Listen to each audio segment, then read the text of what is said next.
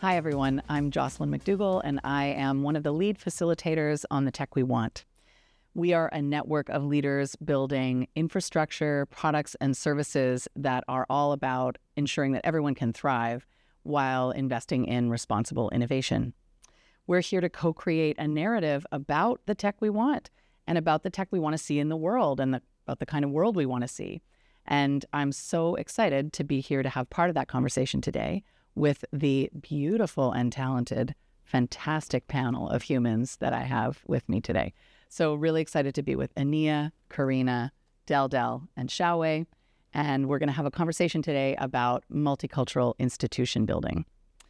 So to get us started, I would love it if we could just share a little bit about each of us, say a little bit about who you are, and maybe a little bit about your experience with or around multicultural institution building. Let's start with Xiaowei. I'm Xiaowei Wang. I'm the lead steward of Collective Action School, which was formerly known as Logic School. And it's a community-driven organizing community, essentially, for tech workers. And so whether you're a gig worker or an engineer in the industry, we're really thinking about ways to make change, whether it's organizing in the workplace or you're thinking about building community-based technology, and also serve as an advisor at a number of other orgs, including Processing Foundation, which is one of our partners. Thanks, Xiaowei. Del. My name is Del Medina. I'm Executive Director of Black and Brown Founders. We work with Black and Latinx innovators. We have several different programs, but at the end of it all of our work is dedicated to ensuring that we're creating economic equity and economic opportunities for the folks in our communities. Brilliant. Karina. Hi, thank you for having me. So I'm Karina Cabrera-Bell, and I'm the founder of Be Impact. It's a DEI consulting firm, and I've been in the DEI space about 8 years now, really trying to help companies think about how to create inclusive cultures. Prior to this, I've worked in government, working on policy and legislation to help underserved communities. Thanks. And Ania. Hi, I'm Ania Williams, and I'm a principal on the Responsible Technology team at Omidyar Network. I am also the lead of this project, The Tech We Want. Thrilled to be here with an incredible panel of people. All right, friends. Multicultural institution building feels ponderous, feels heavy, It feels heavy, right? It does. Let's start, let's like roll it back. Let's start with, what does multicultural mean to you? And I want to sort of spice up that question a little bit and ask, so can you give us your definition of what that means through giving us a story or an example of your own experience of multiculturalism, or not, as the case may be? Would anyone like to kick us off? Well, what I've seen from the companies that I've advised is that the ones that do really well are the ones that understand that they have to have diversity, but representation of the community that they're trying to serve. Because that is the way that they're going to message, they're going to create the right products by really having, who they're representing, who they're trying to sell to inside the company. So those are the companies that I've seen that do it really well. Okay, great. Del, how about you? So what I often say is that we're undergoing an intergenerational and demographic shift. The average school child in California in particular, but across the U.S. is a kid of color. We are living in multicultural ways. We're not often seeing that reflected in work, specifically in white-collar work. And I feel like that's where there are some tensions. Like, I feel like I go outside of my house and I meet the world, and the world looks very, very different than so often in the spaces where I'm at. Also just want to acknowledge that this country wasn't built to be multicultural, and that some of the tensions that we have as a result of that is that no founding father ever thought that any of us would be here. The systems that we have were never really built for us. They were built for assimilation. And so that is also a tension that I see a lot of. And so when you're talking about an example like name a country, name a place, name a person, gender, identity, sexuality, whatever. Like, I was very, very lucky to have a childhood that was full of many different types of people that invested in me in particular ways and particular moments. So whether it was someone that was interned in a Japanese internment camp, whether it was someone that was Black that had gone through a civil rights struggle, whether it was somebody who just arrived from, South America, like, I was very lucky to have a childhood that had humans that were like, I want to be in community with you, with your family, with the people around you. And that was really able to, like, do that for me.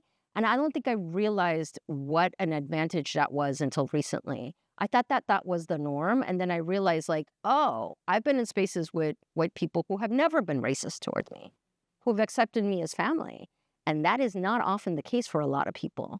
So that as we've gone through this process of desegregation and like, we still have not been integrated in many places and spaces, like, the reality is that experience that I've had of, like, we want to work together is often not the norm.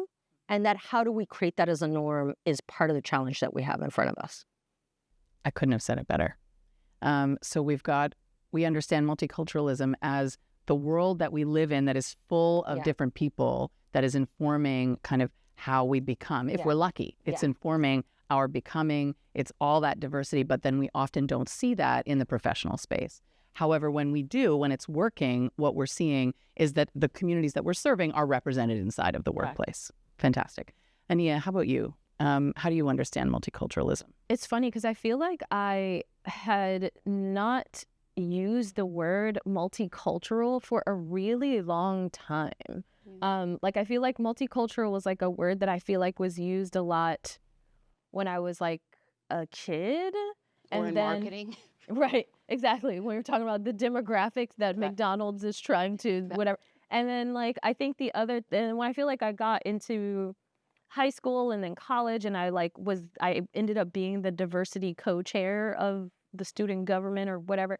And it was like diversity. Like multicultural kind of got shifted to diversity. And then now I feel like it's kind of coming back around to being more present, because I feel like, there's been like a lot of co-optation around this idea of like DEI, and like I think we're kind of still coming back around to the fact that like there is a melting pot of people and ways of being, and like we are trying to figure out how all of these folks kind of not just like coexist together but actually thrive together. And so how I feel like that shows up in the work that I do now is through the fact that, in the tech we want itself, we kind of hit a point where we all realize that like, oh, actually, this is fundamentally the work of multicultural institution building. Like, we are both building a new kind of institution and trying to work across difference in ways that, have to be named, and actually everyone has to opt in too for this to be successful. That is very similar to my experience because as a young Canadian child, we, in fact, were told that the difference between Canada and America was that Canada is multicultural and America is a melting pot. Oh, and that was the narrative in my school-age life. And I, with you, absolutely understood multiculturalism as a kind of a buzzword that just had it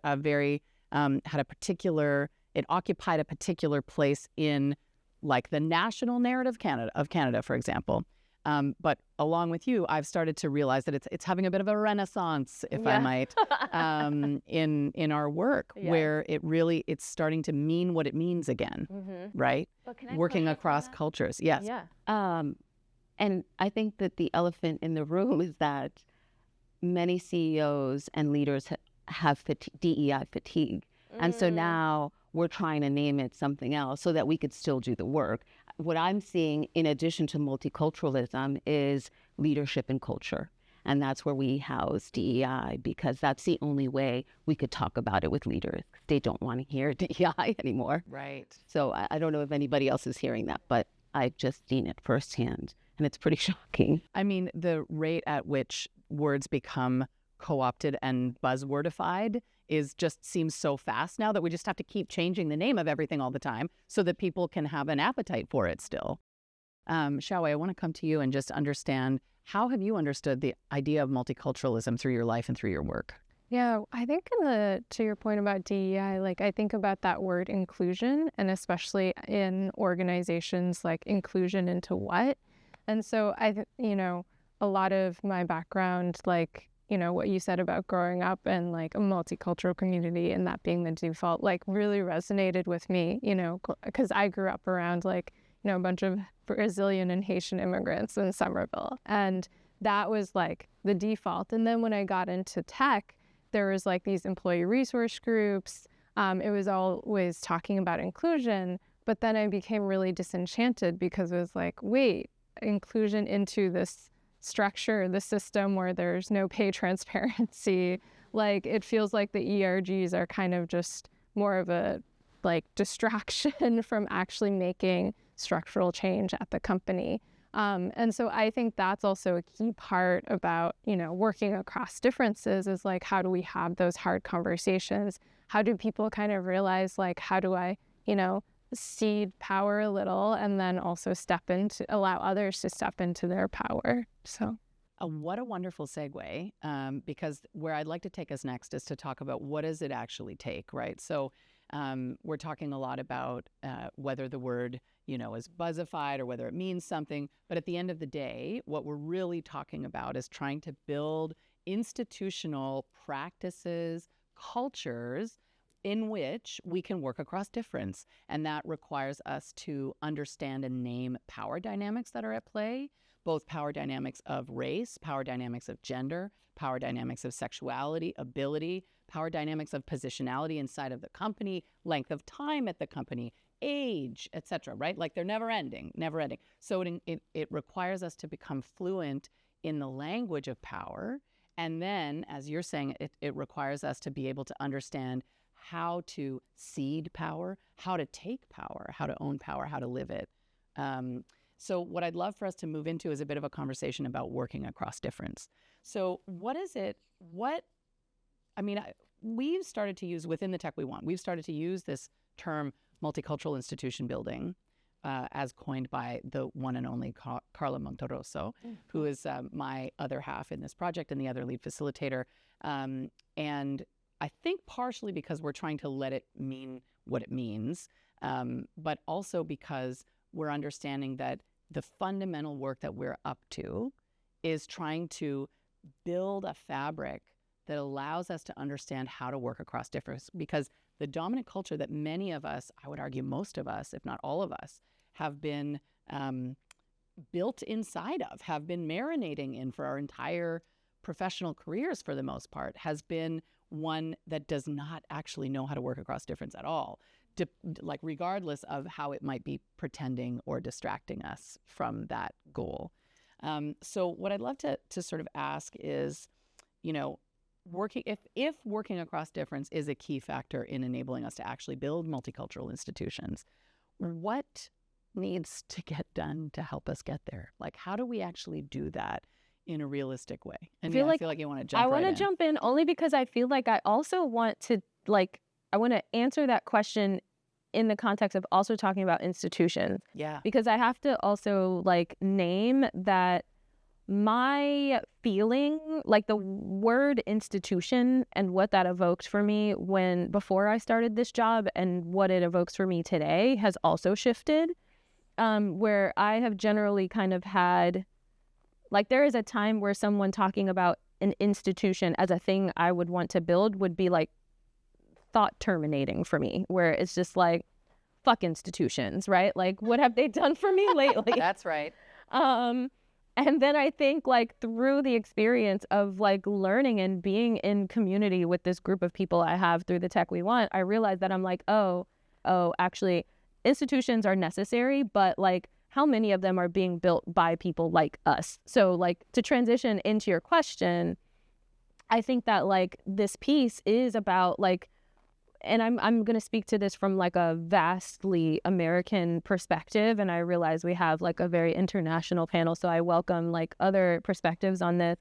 But I think that, us kind of really seeing an example of a multicultural institution working, that is not a model we have in the United States. Couldn't agree more. Like, we don't have a playbook for that. And like, it has also been largely accepted and understood that like a lot of workplaces, especially where there is like a lot of power held, a lot of resources held, these are like very homogenous environments, right? If not through like gender, then definitely through race and all of these other kinds of intersections. And to Xiaowe's point, if they're not homogenous in those ways, they're inviting you to assimilate into a homogenous type of culture. Exactly. There's a saying that new ideas need old buildings and like old ideas need new buildings. And I feel like this is kind of like a new idea that, you know, needs an old building, that it's like, yeah, okay, there's a reason for this. But like the way in which it has been applied is like not fit for the purpose of like what it is that we all share. And like, we are tired of being left behind. And if we want to be able to actually participate and be visible and have and grow power, like we do need to rebuild or like build new institutions. What Ania's talking about, building new institutions, I would imagine, and maybe this isn't true, but I would imagine that a lot of work that you've done is actually trying to change or tweak or ameliorate old institutions. And so I'd love to hear from your perspective, is there a way that it works? Does it work when you're building or rebuilding old institutions, trying to fix people's inability to work across difference? Or do we need to be building everything from scratch? Building everything from scratch. I think we could do both. Yeah, I'm hopeful, and I think the word institution gets very intimidating for many, right? I just envision a really tall wall that I can't break through. But at the end of the day, it's about people and the people that have power, right? And, you know, a lot of the work that I do is around leadership development. How do I help you change in these times so that you could be an inclusive leader, right? How do I help you, instead of having like one program around hiring, how do we embed inclusion within the fabric of your company so that it is institutionalized, right? And so that it lasts even after you as the said CEO leaves. And, you know, that takes a lot of collaboration. And at the end, you know, I mean, for me, at the heart of this is the commitment of the leader. I mean, we see leaders that have, you know, issued statements around certain things that have happened in the last few years. And we have seen that as of today, you know, their commitments haven't been fulfilled.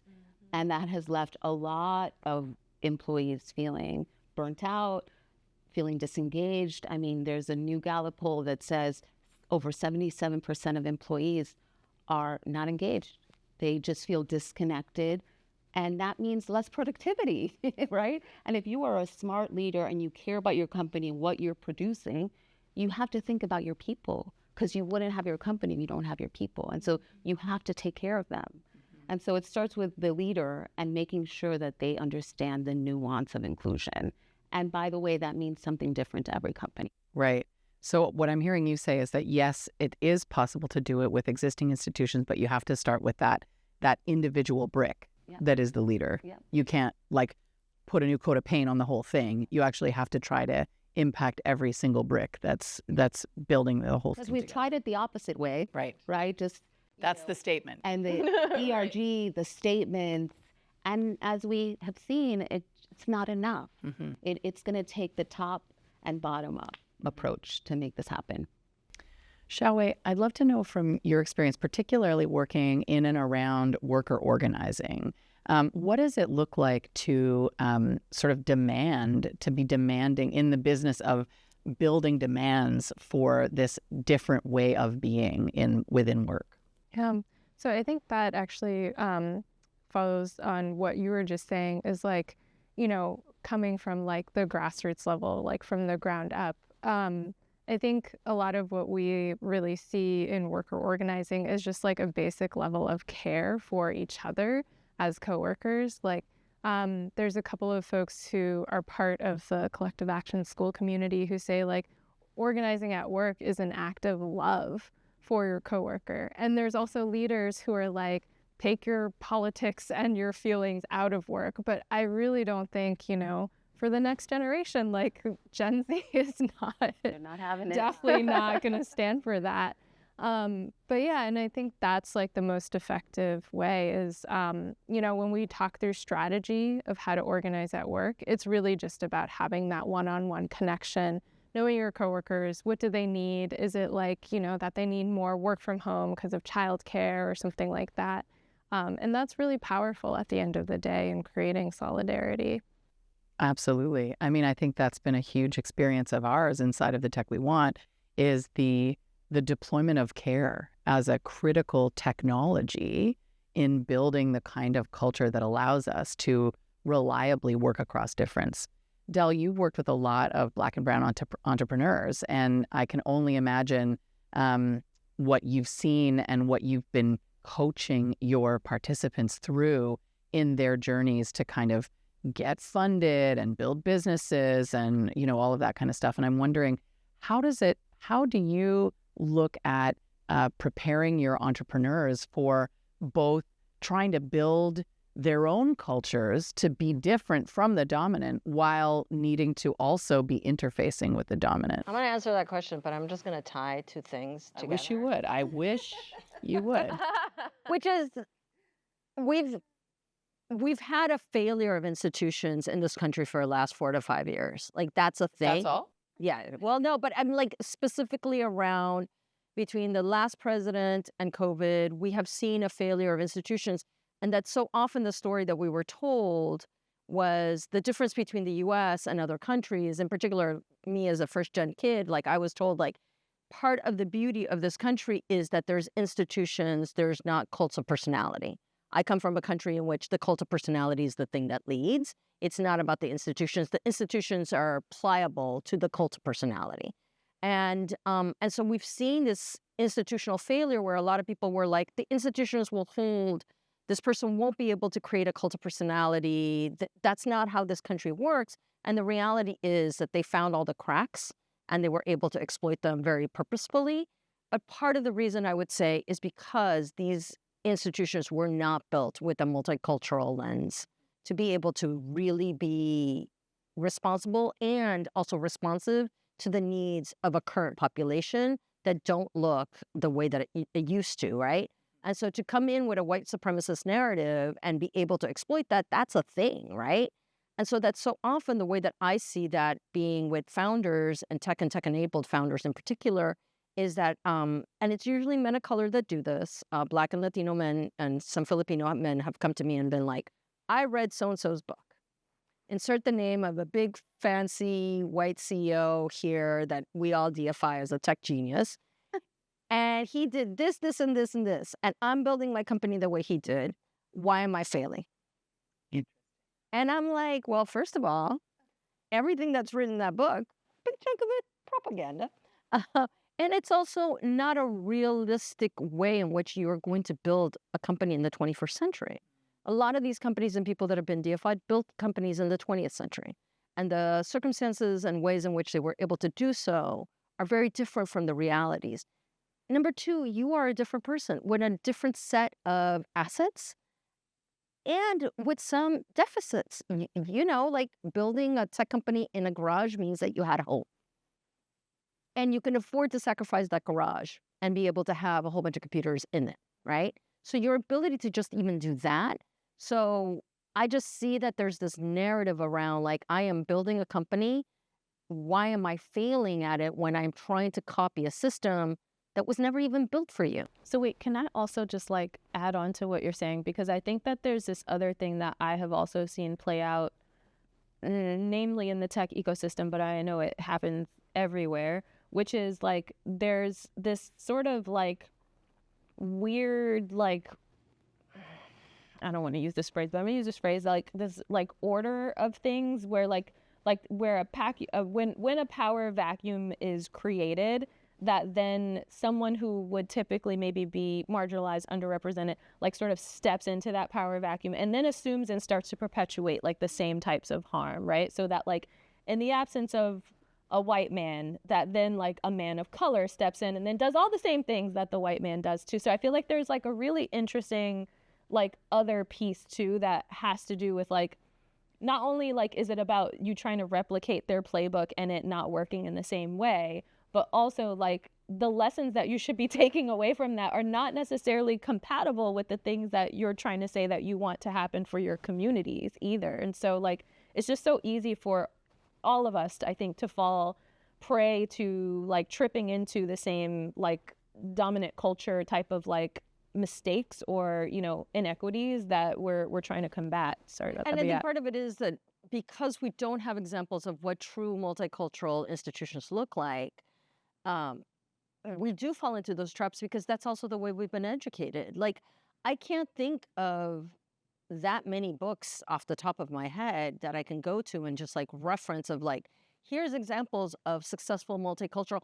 Not anywhere in the world. Like, like choose a country that has a multicultural, like, population, and here's how it's been successful. That doesn't have a colonialist lens to it. So, like, even that decolonization as like a practice, both internally and externally, is not even a thing that's currently a part of the zeitgeist. And that is a frustration I have all the time. I'm always like, I was texting with my father, and he was complaining about something, and I was like, well, at the end, if you don't decolonize, these issues still pop up.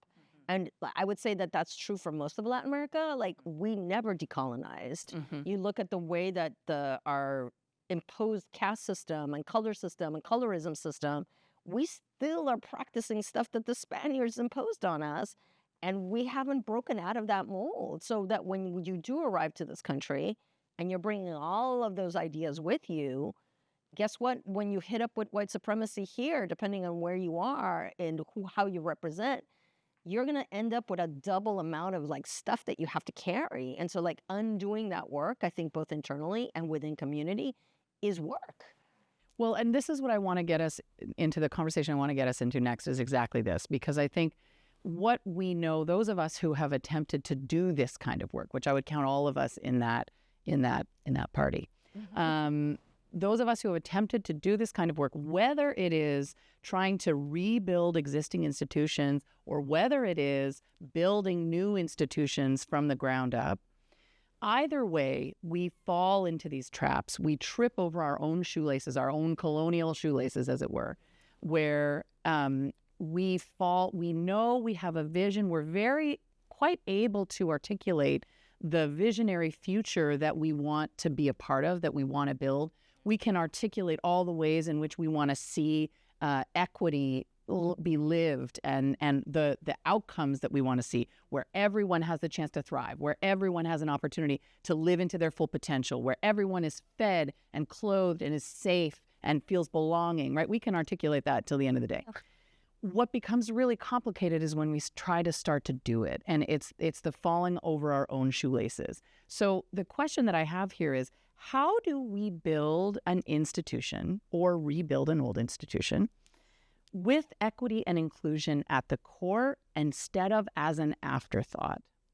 And for me, this gets to the real like nub of what are we all doing here? It's that for me anyway, I'll start off with my own opinion and then you all can join in.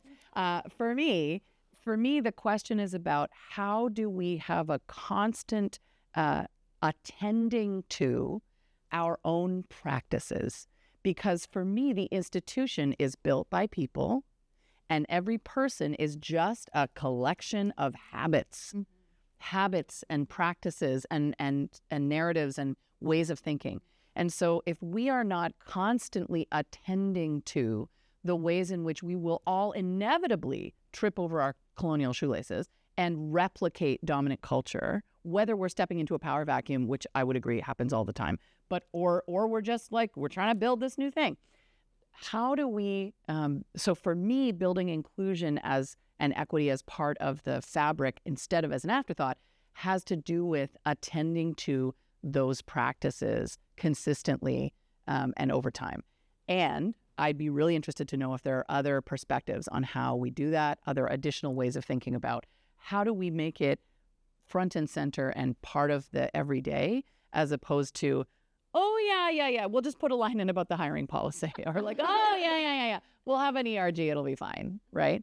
How do we make it central? I mean, I can give you some tactical ideas. Sure. Well, first, if it's an institution or a startup, it starts with the people. Who are you hiring, right? Are you making sure they're from diverse perspectives, right? Education, location, age. I mean, there's so many factors to consider. Are you looking at your policies, right? That's central, like how people have to show up at work, right? Are there going to be repercussions for me if I don't let Dell speak in a meeting or I disrespect her, right? And is that going to happen with Ania, or is she going to have different treatment, right? So it starts with our policy. What do we have on the books? And it also, like, looking at the data, right? Talking to your people. How does your organization want to be? What is a culture you want to have, right? Like, not every organization needs to have the same culture, but having a sense of that and a pulse of that and constantly checking on it, right? Because people are constantly leaving organizations. And so you're bringing in new people. And so belonging to me is going to feel different to you. But if we don't talk about it, we don't have HR sort of looking and figuring that out every few months, I mean, then it becomes sort of like an afterthought. But if you do it and it's in the core and it's in your mission and and everyone's responsible, not sort of a tokenized person that is always at fault because white supremacy is present, right? Like, it's so easy to just point the finger on a DEI person. How did the DEI department not sort this out? So and the other piece of this is it's middle management. How are they training? How are they showing up for their team? Right? There has to be empathy, cultural competency. It's not just one thing. And that piece that you said about it's everyone's responsibility. Yeah. So what is it that we're doing, whether it's a large institution that we're trying to like shift, or whether it's a new institution that's small that we're trying to build? What are we doing? How are we working with one another to make it everyone's job? Shall we? Tell us, please. But I mean, I think I point to you because I feel like what you were talking about earlier around that ethic of care in building solidarity. I mean, I feel like those are ways in which we are sharing responsibility. Like at its best, solidarity is a shared responsibility for moving forward a particular issue or a particular work that may not apply to everyone, but that everyone's standing behind, which for me is like, very much the same as it being everyone's responsibility. I always think back to what one of the other luminaries, Kelly Burton, said to me once in like a conversation, which is like being a leader or like being part, is like really self-reflecting and like getting up every day, like looking at yourself in the mirror. And that really stuck with me. Actually, like a couple months after she said that, I was thinking about it, and it's like that kind of reflection is crucial. That kind of remembering that it's not about creating this culture of perfection, right? Like just knowing like, oh, I will mess up. And also accountability to, the people around me that I work with is extremely important. So I think that's one aspect of it. I think there's also another aspect of building multicultural institutions where like it also has to do with like the broader structures that we're under, right? Which has to go to like funding, who gets funding. And, like I think there's, folks on the right who are willing to fund long-term, like 10, 20-year things, or like think tanks that don't produce anything that's like, here's an app and here's like the PR tour of all these people like using this app. Like there's big money behind that. And I often think like, why do we on the left not have more of that? It's always like, what's the quick thing that you can do in 3 years? That's like, we solved DEI for all of America. Yeah, and it's, done, easy problem. And so like, I think that's also the bigger structural piece that we're coming up against that feels hard. I don't have any power over that portion. But can I add to that? I think like you're talking about sort of external forces and being civically engaged. And I think employees and consumers are feeling more empowered, right? I was talking to one of your colleagues about the oat milk, and I said, oh, it's so interesting because of TikTok and all the influencers on there. They were up in arms because of particular oat milk and how it had about 25 ingredients.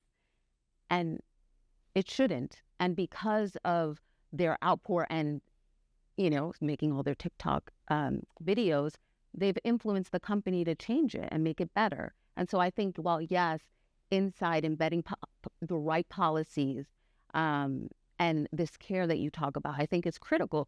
But the external piece of it is also important, right? The consumer or even the employee, the potential hire, right? I want to see what kind of brand you have.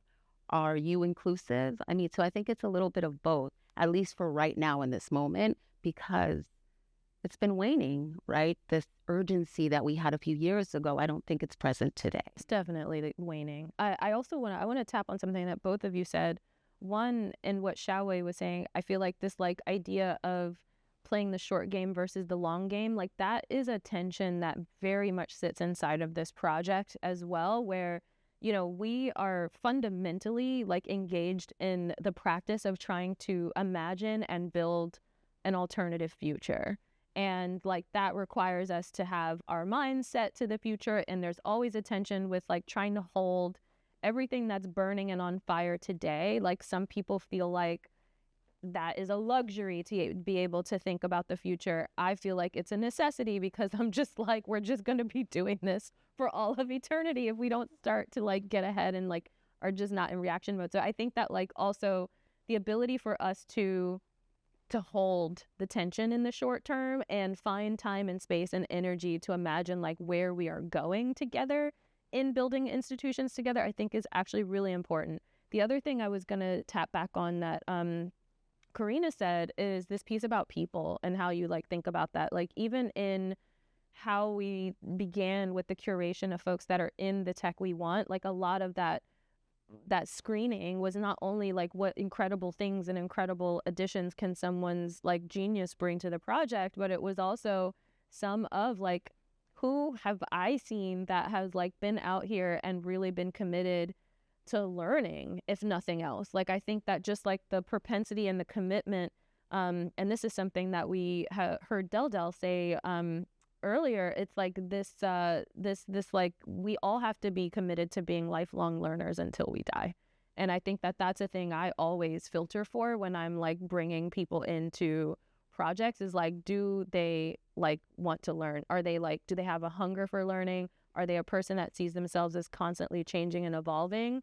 Because it definitely starts with the self and what's going on inside of here, which then is going to extend to your interpersonal relationships and how you engage and are in relationships with other people, which then is going to extend to that group and how is that culture developing where that group is going to interact with each other, and then also extend out to that to these other kind of macro levels. Can I just please go ahead. The one thing I wanted to say is the reality is we live in a capitalist society. Some of us don't want that, but that's what we have right now. Indeed. And while of course it's a moral imperative to make sure that these institutions do what's right around inclusion, but it's also a business necessity. If you want to stay relevant, if you want to sell your products, you have to think of your consumers. And we are very different than we were 30 years ago. And if you're smart and if you want to be in business the next few years, you got to be thoughtful and create a multicultural institution. Yeah. I mean, it's a no-brainer, I think, at this point. It's good for the bottom. Right. I mean, and the last thing I'll say is, around DEI, is that I'm seeing more and more companies now that we have to make the case for it. Mm-hmm. Right. And if you don't, which is fine, but I can't believe we're back to 5-10 years ago, right? Where we had to explain to a CEO the importance of DEI or the importance of a diverse team. I'm seeing that more and more. We have to show them the statistics around innovation, creativity. This will help your product. It's amazing. But I would argue part of the reason you have to do that is that there's certain spaces and places that have never been desegregated. The fact that we're all able to be in this room together from all our different backgrounds both of who we are, where our families come from, like all of that stuff.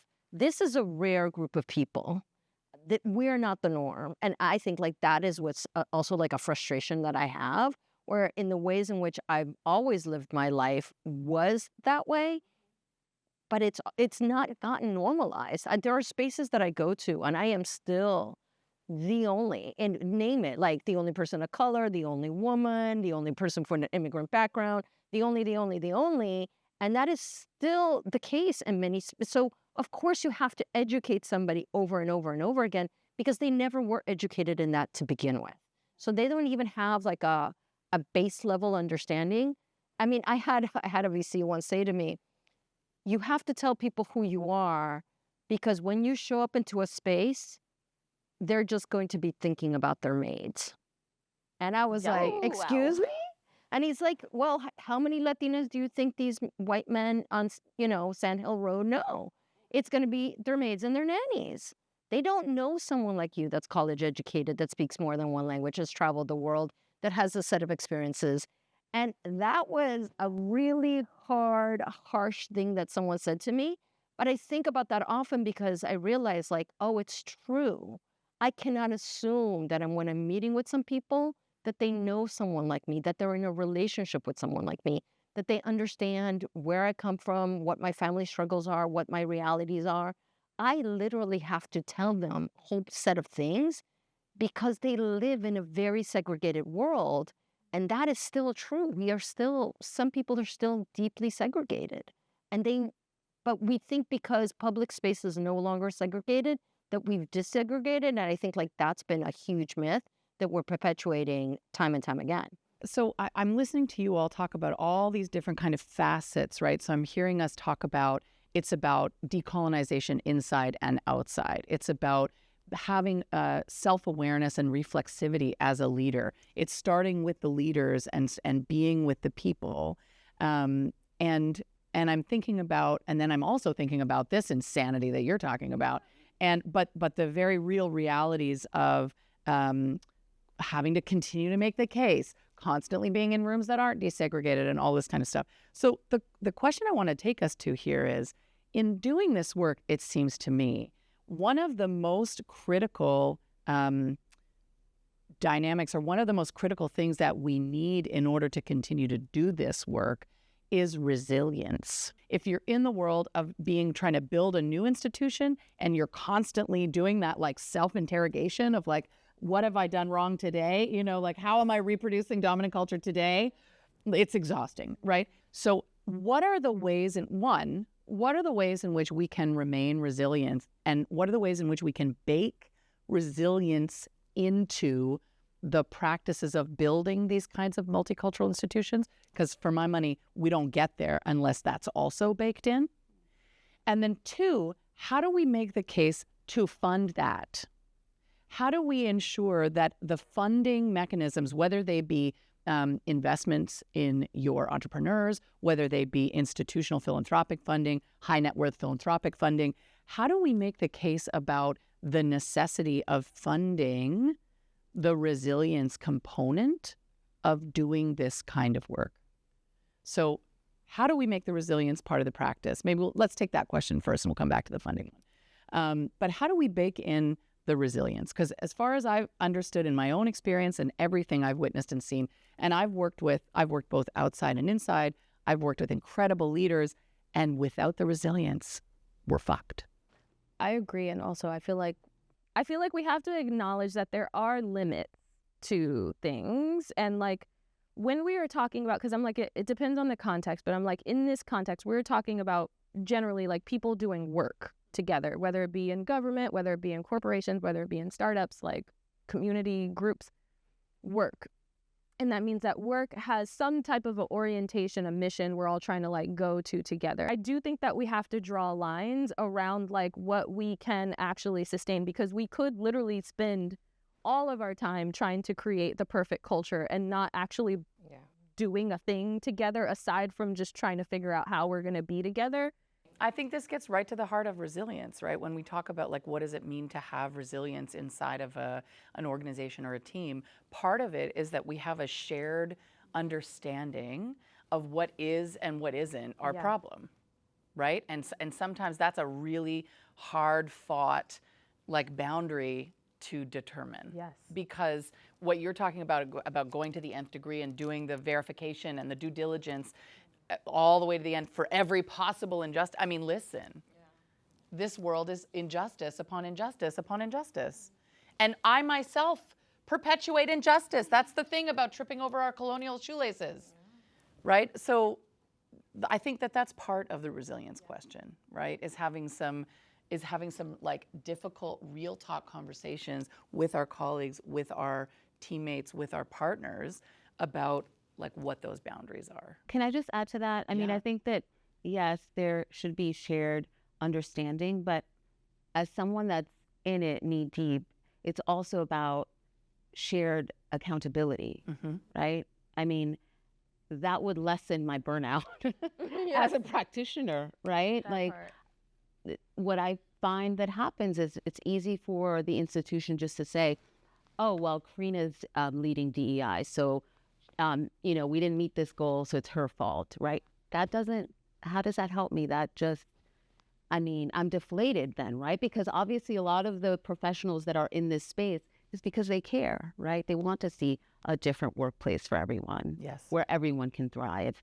But what I'm just seeing is a lot of tokenism where it's like that one person, and it has to be shared responsibility and accountability here. And that's what we were talking about earlier about making it everybody's job. Exactly. Everybody's responsible for it. Shall we? I felt like you were leaning in. So hard, I guess, Yeah. to everything you just said, and also I think about, you know, like now being an elder millennial, having a lot of Gen Z. Elder millennial, is that a thing? I don't know. That's a thing, guys. I don't know. An elder millennial. Okay. Or something like that. Like especially with Gen Z reports and this like working in an org where for them it's, you know, their default is multiculturalism, and it's like, you know, and like building in this level of resilience and balance where it's like, you know, at an org we can't investigate every single thing of like, you know, this one contributor to this repository who is like affiliated with this tiny group, or like we literally do not have the resources to do that. And thinking as a leader, like, is this the best use of our time? And we want to be building like that future that we want others to step into, not necessarily saying like we're going to, you know, like go into every single like, you know, a case or situation. And so, yeah, it's really hard. Really hard, because I mean, like, knowing what's the right balance of that is tough. I think that is the work and the responsibility of like being a good leader, like 100%. And I think the other thing too that I'm like, it creates fatigue inside of your own thing. It also, like, for the folks that are the laggards and we hope to bring along, like, we're tired of being the same people who show up to try to solve these problems every time. If we expect to try to like lure any other people in, like, that's the shit that they're like, I don't have time. Do you know what I mean? Like, I feel like they're going to give up before they even try, because it's like, this is too much. You know what I mean? Like, I feel like how we kind of even create pathways so that we are not always the same ones carrying the work on our back. Like, there has to be some entry point and some amount of like confidence that the people who are still trying to upskill into it can feel like there's something achievable that they can get to and exist in a community without feeling like they're tripping over their shoelaces literally every day with everything that comes out of their mouth or every action that they take. And like, again, getting that right is a little bit of an art, I would say, and it happens through some trial and error. And can I also push and say consequences? Like, how many of us are on the receiving side of the microaggressions every single day? Well, yeah, right? Like definitely everyone here. And so there has to be accountability. There has to be repercussions. And we've not talked about that in this whole conversation in the last 10 years around DEI. It's like, oh, well, let's have a brown bag lunch. That's wonderful, friends, right? But we have to move beyond that, right? Things can happen simultaneously. And there has to be repercussions for how you show up at work. It does. Right? If I'm mistreating someone, there should be some repercussions Yeah. Okay, can I also, I'm like, since we're on this, and I'm like, this is Go ahead. a spicy question. I'm going to take us into a final round, but you go Okay. right ahead first, and then we're going to go into a final round. Well, because I'm also just like the idea of bringing your whole self to work. Oh boy. Our reactions alone. Go on. I'm like, it's a trap. I'm sorry, I have to say it. It's a trap because I'm just like, I don't know. Like, if your whole self is somebody who like needs to be naked all the time, like I don't think that's appropriate. I don't know that like literally your whole self, like a bigger spectrum than maybe the 1960s, but like Right. the whole thing. Maybe save a little bit. We agree with that. For other places, but like I don't know. Like that's my other hot take. think I'm that- like, I don't know if I we think really, that really want that is all of this. Yeah, I don't yeah. know. No, but I mean, I think that that's saying. Let's also contextualize why that saying became a thing. Exactly. Is because, like, as it's been proven, the 40-hour work week in a post-World War II era was built for a white man that had a wife at home, that was dealing with childcare situations, that was living in the suburbs and commuting into the city. That's when the 40-hour work week. Even today, a white dude has different, like, family responsibilities, has a different desires, wants to be in a world very differently. So this kind of archetype of how work is supposed to be, none of us fit into it. And once I realized that, I was like, well, no wonder I'm always failing at work. I mean, even when I was young and I was single and I didn't have children and I had family responsibilities. I'm the oldest daughter of immigrants. Like, I paid for other people's stuff. A lot of, like, my first tech job allowed my younger siblings to have access to things, allowed my parents to have access to things. I've paid other people's medical bills. I've paid other people's bail bills. Like, this is a reality that I have lived. And so this idea of bringing your whole self to work is that so often in those environments, I would never have spoken about any of those things. But I did have colleagues that would come in and talk about whatever escapades they got over on the weekend when they were at Tahoe. And I was like, I literally cannot afford to go to Tahoe.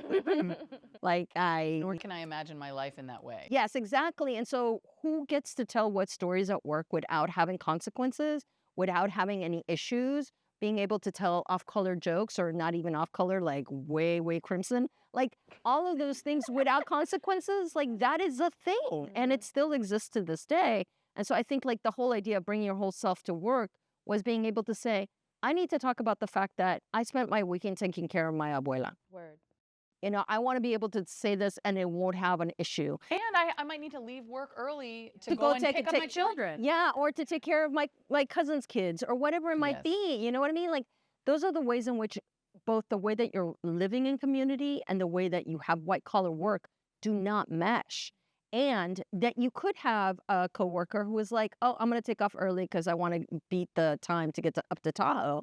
And I'm like, wait, I've worked like an 80-hour week, like debugging some stuff. And when do I get to leave early because I got to go pick up my younger brother? Like, that's never going to happen. And so I think like that's where that phrase came to be of like, I want to be able to say, I got to go pick up my younger brother and then not have a consequence to it. Yeah, very Ania. pro Not that. that you can go in pajamas and be So yourself that. at work. I'm So I think pro that. of course you are. And I think what we're talking about here is these are all spectrums, right? Yeah. And so this is what I'm hearing in this whole conversation about what it means to be building multicultural institutions is that like there are folks that we're trying to kind of raise up to a certain point. And then there are other folks who are already there who have as their default, this is the only way to be. Like our Gen Zs and others who are like, this is the only appropriate way to be at work. And that those of us who sort of find ourselves doing this work in a variety of contexts are trying to figure out how to be inside that middle in a good way, right? How to be able to both have it be so that you can bring the parts of yourself that have been historically excluded from work to be allowed at work, but also like not come from your nudist quality to work, you know? like how can we be inside the middle in a good way? And so I love that. as We're ending. you know, what I'd like to do is a super lightning round to close us off. And that is if you could have one element of the multicultural institution of your dreams be the next real thing, like what is the next most important thing in your own work, in your own kind of life, in your own institutions what would be the one element of the multicultural institution that you would want to see if you could blink your eyes and have it be true tomorrow? What would that element be? Lightning round. Shared accountability. I only pick one. Shared accountability? Crucial conversations. What do you mean by that? I mean the ability for people to like navigate conflict and come out of it on the other side together in a trusting relationship. Shared accountability, crucial conversations. I would say being purposefully intergenerational. Intergenerationality. Mm-hmm. I would say having grace for each other. I think along the lines of shared accountability. Having grace. Thank you.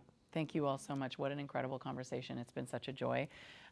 We're so excited and proud and thrilled to have had you here. And if it were up to this group, everything would be fine tomorrow. So if you would just go ahead and fund everybody here. And, no, but for real, what incredible leadership, what incredible vision and tactics as well. It's not that hard, everyone. I mean, it's impossible. And also, it's not that hard. Like, we can all do it, is the point. We can all do it. We can all do it. Yeah, thank you.